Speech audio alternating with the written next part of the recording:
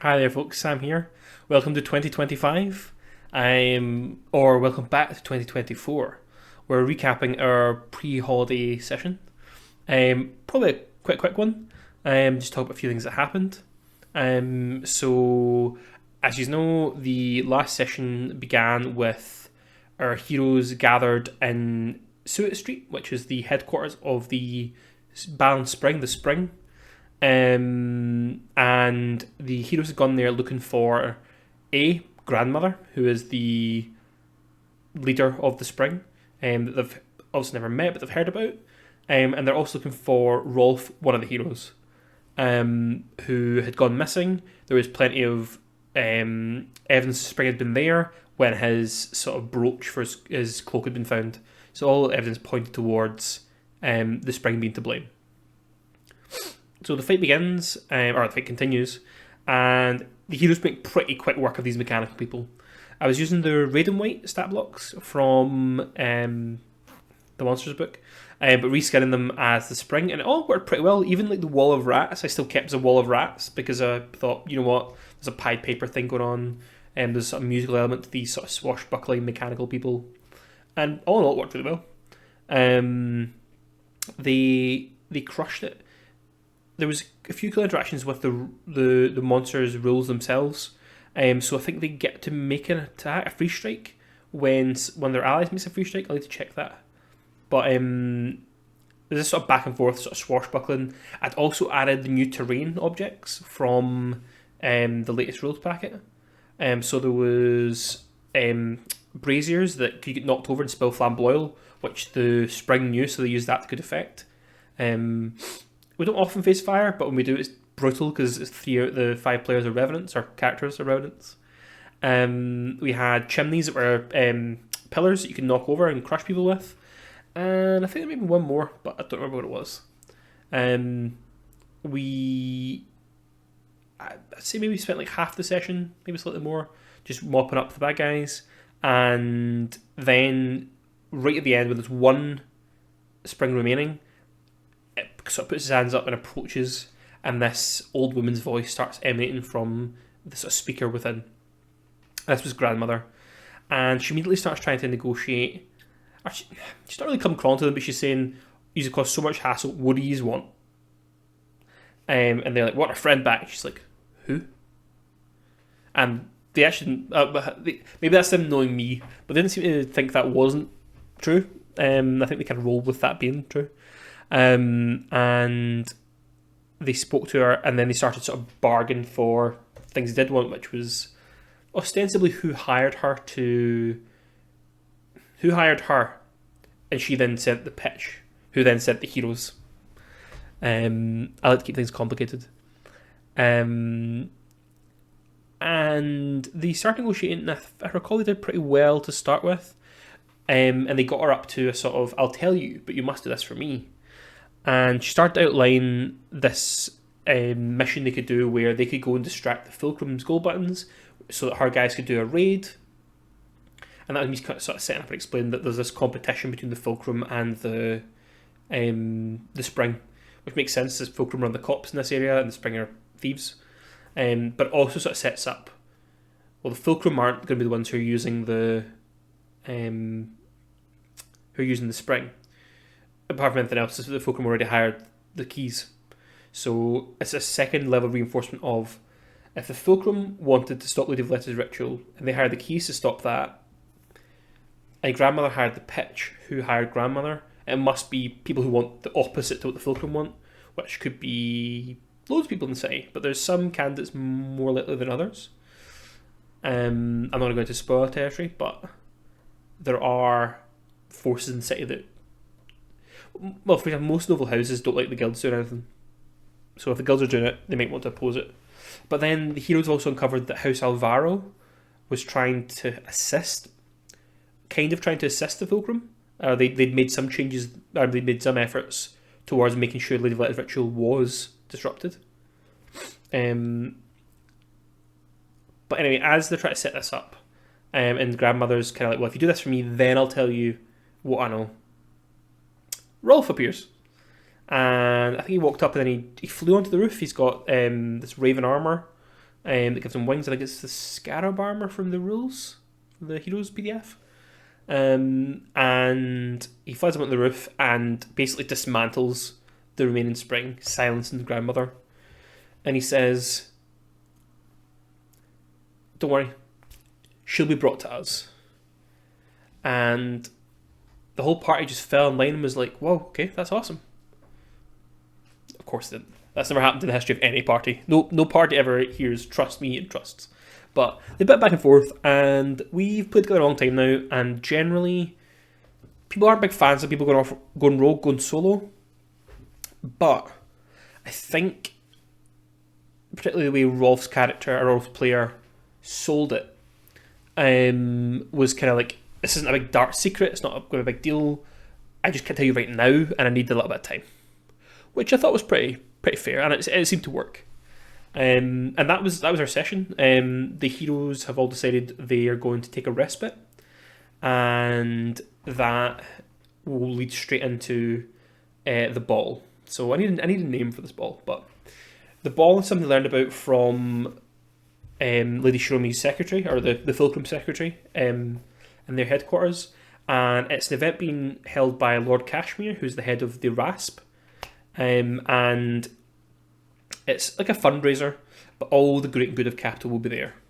So the heroes don't know how they're going to get in yet. I'll leave that up to them. I might even write them adventure. Heroes figure it out, because that's up to them to figure it out. And then once they get inside, what do we do? So part of it, as I've said in a few of these videos, I'm aware that this plot, it gets quite confusing, and I made some rookie mistakes at the start, having a ritual and a rite happen the same night, and the ritual is to disrupt the rite, maybe. Anyway, I'm trying to bring it back for the new year, the next part of the campaign, and tie it all back in, and get it back to basics. Make sure everyone knows what's going on, why they're doing what they're doing, and realistically, if they don't know what they're doing and they don't know why they're doing it, ask them what they do want to be doing, and let's just run with that. I'm quite happy at this point. I'll still finish the adventure, writing it, but I'm quite happy to pivot to what the players want to do. It's a big city. They're only low level ones. I think exploring it and doing the different things they want to do personally could be a really fun campaign. I'm more than happy to switch to that kind of sandbox. Having said that, I think they care enough about the plot and things like Sketch or Shadow really wants to find out not just who Grandmother's working for, but kind of work out why she turned on the pitch. So to refresh, she sent the pitch to steal the device to stop the ritual, and then recently murdered all the pitch. And Sketch is like, why? And I think Grandmother just said, "Oh, that was all me because I wanted to tie up loose ends when things got a bit hairy." I mean, theoretically, that ritual could have disrupted the rite of desecration, which is Lady Valletta's ritual. See the complexity. Which could mean if Lady Valletta's hunting back across that line, she's going, okay, that stopped the ritual. Who hired you? Who hired you? The last thing Grandmother wants is that coming back to her, because she likes to kind of keep a low profile. So this was a character originally. We're getting into the spoiler territory here. So we're going to have a little not so spoilery part, and then we're going to go hard at the spoilers. So if you're one of my players, stop watching now.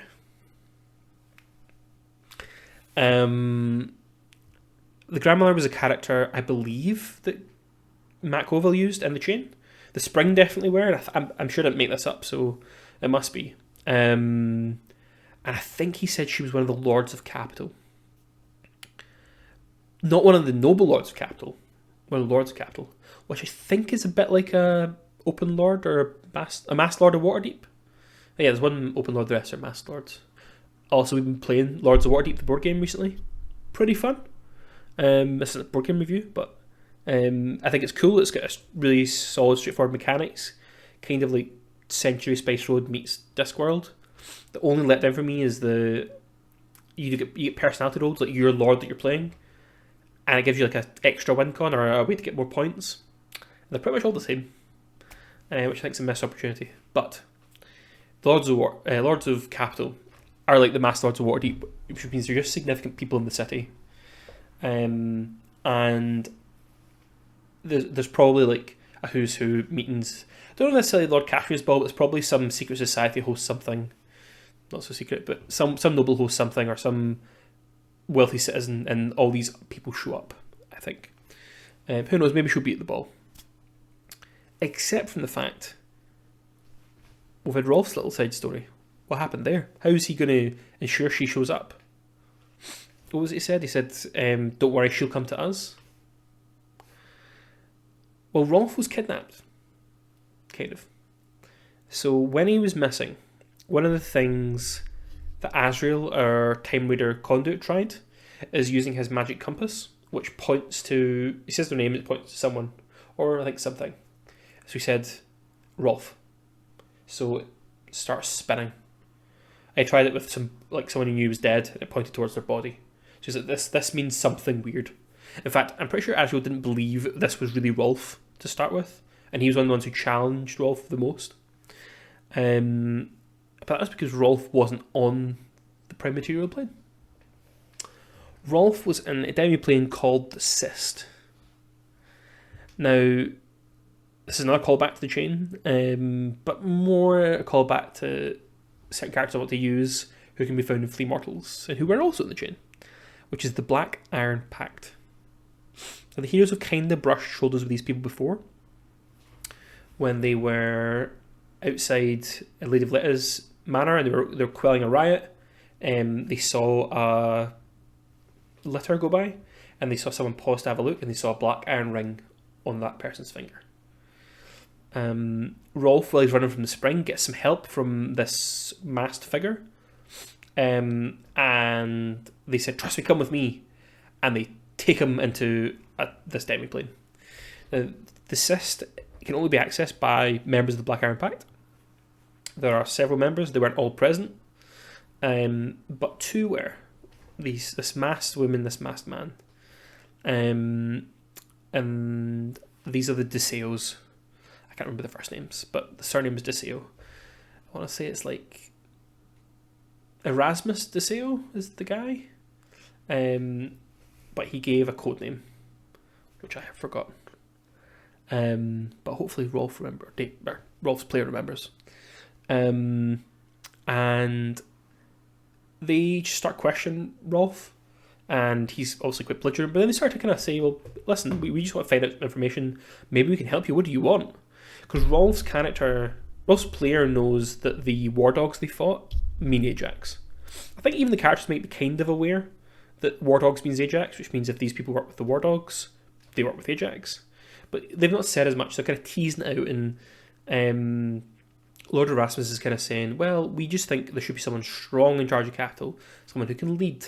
The nobles should be back in charge, and that kind of thing. I don't think he hammered home the noble part too much, because that's maybe not Rolf's game. Excuse me. But he's trying to sort of feel whether Rolf could be an ally or not. And Rolf, to his credit, is like, well, these guys feel sketchy, but I'm not interested in that kind of stuff. If they can benefit me and my friends, then yeah. I think Rolf thinks he's this paragon of good. He's a hero in the classical sense. And he saved people. But I don't think he's like, oh, whatever the good option is. I think he just thinks when the war dogs were getting in his territory, he wanted to get rid of them. But now they're not there anymore. And this person's basically offered to be his patron. So there's a bit of back and forth. And Erasmus basically says, what could I do for you to sort of cement our goodwill here? It seems like you don't know the stuff. You kind of just came at us because we were there. You don't know anything we're working on, but we could use people like you. What could we do to cement this sort of friendship? And maybe at some point you could, earn one of these fancy rings. And Rolf says, bring me grandmother. I want to know who she's working for. Which was delicious, and also now has left me with a lot of questions, like, can they do that? Because grandmother's kind of powerful, but these are powerful nobles, but they're maybe not that powerful. How do the two scale up? I think I figured it out. And this is a spoiler chat, so why not? I think they won't be able to take grandmother. and I toyed with but they get the information that she could have given them and just gives that to the party. But I actually think it's cooler if they think they have recovered grandmother, because she makes a lot of different things, right? She makes a lot of mechanical things. Who says she couldn't make something mechanical that looks like what you'd expect grandmother to look like? I have a few theories about grandmother, and I think one of the things she can do is create people who look exactly like other people. I don't want to go too far, but I think she can make something approaching, but not quite, the Veilok or the Omnivok. Now, if you don't know what that is, we're getting deep lore of the setting here, but essentially the ancient dwarves made mechanical golems out of Valiar, the true metal. And they made Servoks, which are like basically machines. A little bit of intelligence, but just machines. They made Multivok, who were like intelligent machines, but still kind of big, bulky machines. They were like sapient, not sentient, I think was the term. And the Omnivok, who was like, they created life. And that was the point where they went, oh shit, we can't keep this. We're not going to have a slave race. We're going to set this free. And I think Matt Colville's on the record saying he thinks there's one Omnivok. So this probably isn't the Omnivok. But I think people approaching that kind of level of skill, like if someone could cast a spell to make someone look like someone else, pretty sure a good inventor could do the same. So I think I'm going to play with that. And that lets the players get answers, because this thing would be programmed to act exactly like the players would expect, or anyone would expect grandmother to act.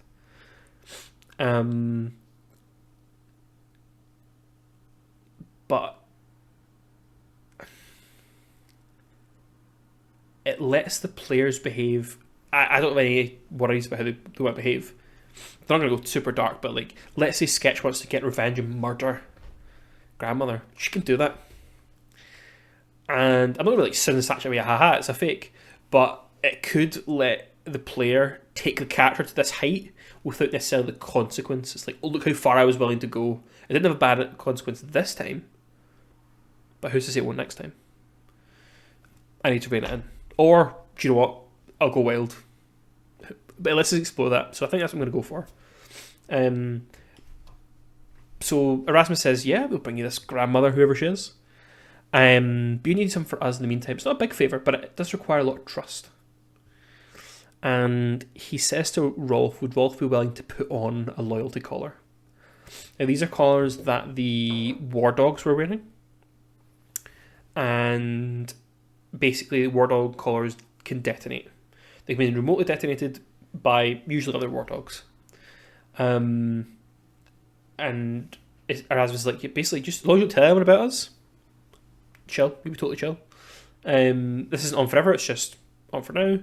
But just you be careful. And I thought Rolf would go to hell. I'm not doing that. But he was like, I keep a secret. So that's pretty cool. Which is actually how this whole thing came about in the first place. We knew Rolf's player was going away for a few weeks, and I was chatting to him, and we also just got a whole bunch of complications out of the latest packet. And I've said to a few of the players, like, some of your ones don't make sense anymore. Do you want to swap them out, pick different things? And Rolf was one of them. Because I think it was War Between Guilds was his complication, but that was like the picture of the keys, and that resolved really quick, and there was no real kind of story to it. And one of them is loyalty collar. So I toyed with having him abducted by spies, someone's intelligence service. And then when I saw that, I was like, that could be like that's the way to tie in these characters, to kind of explain as well that these were like a side thing, they're not the main plot, but also to seed future plots and just create cool little sidebar. Let the player who's really invested in investigating the war dogs see the truth of the matter. And I think the way the complication works is you've fiddled with it so it doesn't work the way it's supposed to. No one else can detonate it. You can detonate it to damage people near you, and if the director pays malice, he can make it affect you as well. So that's cool. And I said, well, you get Sketch to monkey with that for you, or I think we're saying just now it's not being monkeyed with, but it's not reacting properly because Rolf's a revenant, so it's not reading a life sign. I thought that was cool. So it won't detonate on his death because he can't die. But But yeah, we explored that. And basically, that's where we're at. I think where that plot's going to go is... I thought about long hard. I think the point is that the Black Iron Pact have to deliver because they need to be really attractive. Because otherwise, it's really easy to discard them. But if they do lots of favours for you, they're quite good people to know. As long as they're not rubbing your nose in the bad shit they're doing, what's the harm? And maybe it comes to a point where they try and recruit Rolf properly. I think they probably have a favour task of him first. Just doing him a favour and keeping him quiet in the meantime is not really initiation for them. It's more putting his mind at ease before they ask him a favour, which I think he knows. But yeah, where it's going to go next, I don't know. I think what will probably happen is they'll deliver and then they'll go quiet for a bit. And at a later point, when things in the story have gone a bit quiet or there's something really punchy can happen, they'll rise up again. I like the idea of them maybe appearing at the ball, maybe in disguise, not in disguise, so as they're themselves, which Rolf wouldn't recognise. That could be cool. But we'll have to see. But for now, we're going to take a respite next session. We're going to figure out how they're getting into this party, and I should probably write up that adventure and figure out what's going on inside. Did a bit of a open poll on our Blue Sky, just saying if anyone had any cool ideas, because I'm often finding when I struggle to want to write something, I need to find something to inspire me, which sounds obvious, but it's a bit like you know what you have to write. Like you're writing a book, you know, okay, this has to happen in this chapter. But if you're bored with it, something more dramatic has to happen. So there can't just be this ball with all these meetings and someone figures stuff out. It's like, what really cool things could there be that I would enjoy? Even just an NPC. And I was thinking, like, there could be secret society. There could be a voiceless talker there.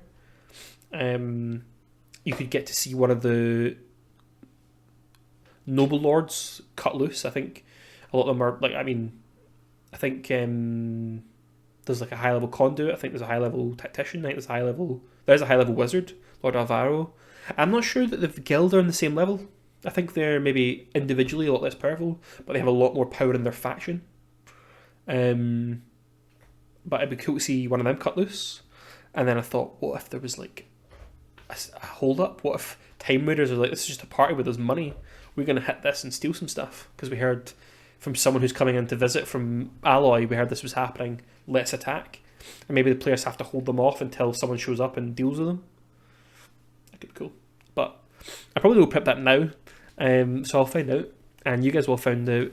I'll find out on the next recap. Until next time, like, subscribe, all that stuff. Click the bell. And enjoy. I nearly stole someone's catchphrase there.